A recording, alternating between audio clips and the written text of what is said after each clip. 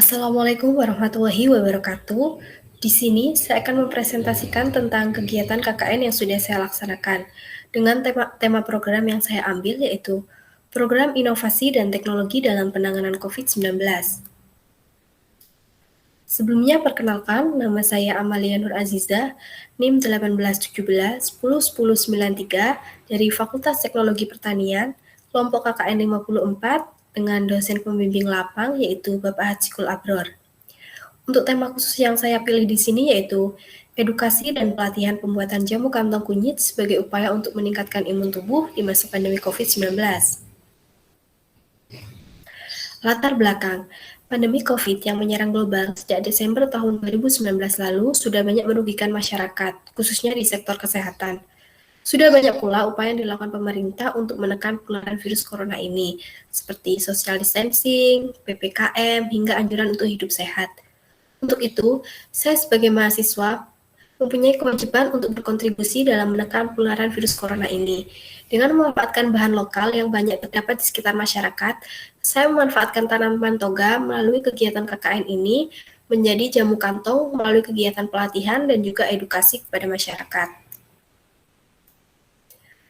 Perencanaan program yang telah saya lakukan di sini yaitu yang pertama ada lokasi dan sasaran.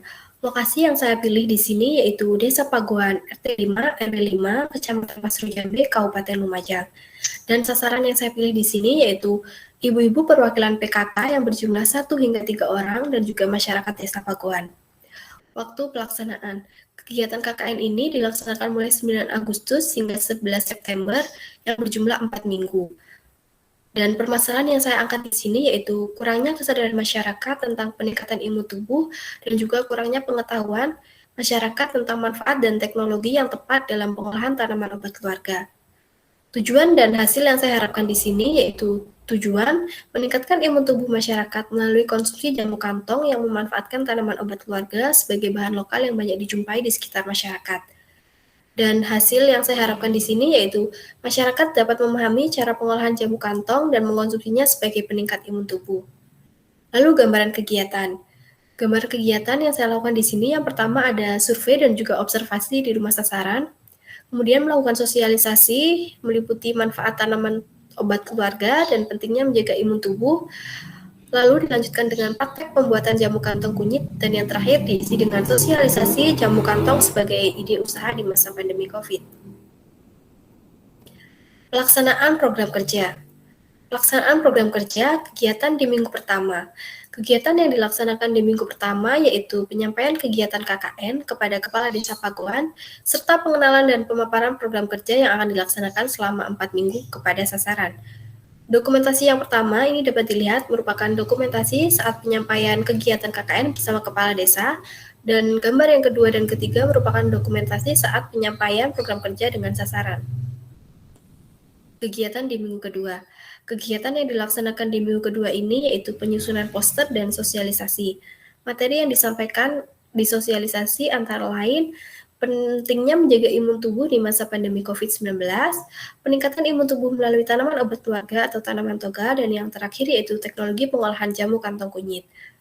Pada gambar kelima dan keenam merupakan dokumentasi saat penyampaian materi bersama sasaran, dan gambar ketujuh, 8, dan juga 9 merupakan poster kegiatan yang dilaksanakan. Lanjut ke kegiatan di minggu ketiga. Kegiatan yang dilaksanakan di minggu ketiga ini yaitu penyusunan dan penguploadan berita di media regional maupun nasional dan juga pelatihan pembuatan jamu kantong bersama sasaran. Pada gambar ke-10 merupakan bukti dari penguploadan berita yang sudah saya lakukan. Pada gambar 11 merupakan poster kegiatan. Pada gambar 12 dan 13 merupakan dokumentasi saat pembuatan jamu kantong bersama sasaran. Kegiatan di minggu keempat atau minggu terakhir. Kegiatan dilaksanakan di minggu keempat ini yaitu penyusunan dan mengupload artikel jurnal, sosialisasi jamu kantong sebagai ide bisnis. Di sini dapat dilihat pada gambar ke-14 dan ke-15 merupakan dokumentasi saat penyampaian materi bersama sasaran. Gambar ke-16 merupakan contoh produk dari jamu kantong kunyit. Gambar ke-18 merupakan poster kegiatan. Dan gambar 17 merupakan bukti dari penguploadan jurnal yang sudah saya lakukan. Yang selanjutnya yaitu output before after kegiatan KKN. Jadi, banyak aspek yang sudah saya jelaskan tadi. Berikut ini merupakan dampak dari aspek-aspek yang sudah saya lakukan sebelum pengabdian dan juga setelah pengabdian. Aspek yang pertama ada pemahaman masyarakat terkait COVID. Jadi, sebelum kegiatan pengabdian, pemahaman masyarakat Desa Pagoan cenderung kurang terhadap COVID-19 dan protokol kesehatan. Juga sikap masyarakat yang acuh tak acuh terhadap keberadaan virus corona ini menjadikan banyak hoax dan berita simpang siur yang tidak benar faktanya beredar di masyarakat. Selain itu, pandangan masyarakat masih kurang terbuka dalam menyikapi COVID-19 ini. Dan setelah dilakukan pengabdian, pemahaman dan cara pandang masyarakat menjadi lebih terbuka dan sikap masyarakat dalam menghadapi COVID menjadi lebih terkendali. Masyarakat juga mulai memahami pentingnya menjaga kesehatan, seperti lebih patuh dalam menjalankan protokol kesehatan saat beraktivitas dan penggunaan masker saat beraktivitas di luar rumah. Aspek yang selanjutnya yaitu pemahaman masyarakat terkait imun tubuh. Jadi, sebelum dilakukan pengabdian, masyarakat Desa Paguan itu lebih sering menggunakan istilah sistem kekebalan tubuh untuk menyebut imun tubuh ini. Dan sebelum dilakukan kegiatan ini, masyarakat dan sasaran itu tidak terlalu memahami hal-hal yang berkaitan dengan imun tubuh. Misalnya, penjelasan dan fungsi sistem imun secara ilmiah yang bersumber dari fakta ataupun penelitian. Juga pentingnya peningkatan imun tubuh di masa pandemi, serta macam-macam cara untuk menjaga sistem imun tubuh. Dan setelah dilakukan pengabdian ini, masyarakat dan sasaran menjadi lebih paham cara menjaga dan meningkatkan imun tubuh pada masa pandemi, seperti mulai menerapkan hidup sehat, konsumsi makanan atau minuman yang memiliki manfaat kesehatan untuk menjaga imun tubuh.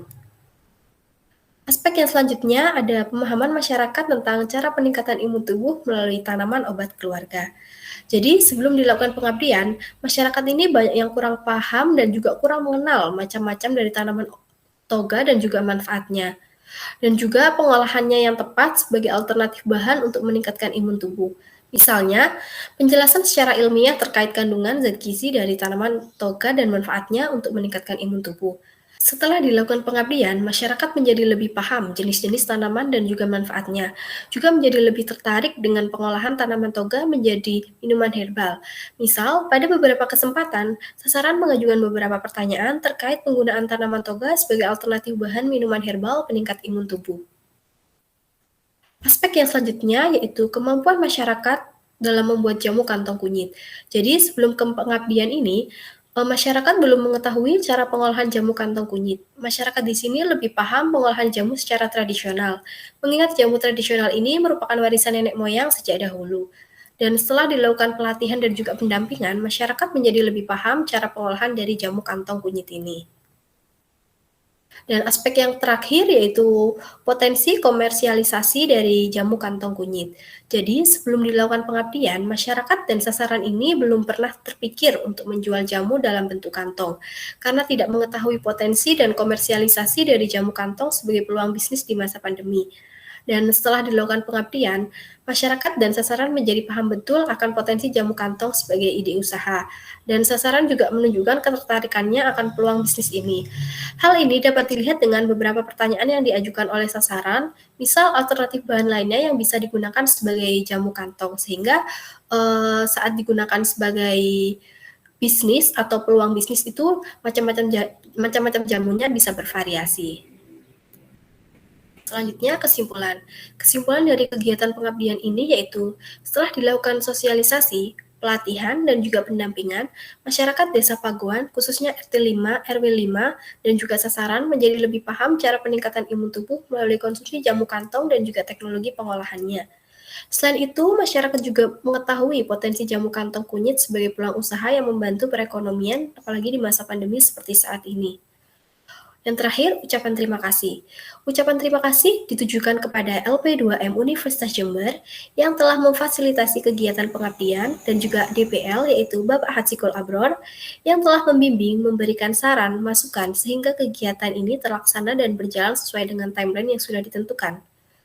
Ucapan terima kasih juga disampaikan kepada perangkat desa dan masyarakat Desa Pagoan RT 5 RW 5 Kecamatan Pasru Jambe Kabupaten Lumajang yang turut berperan aktif dalam membantu mensukseskan kegiatan ini.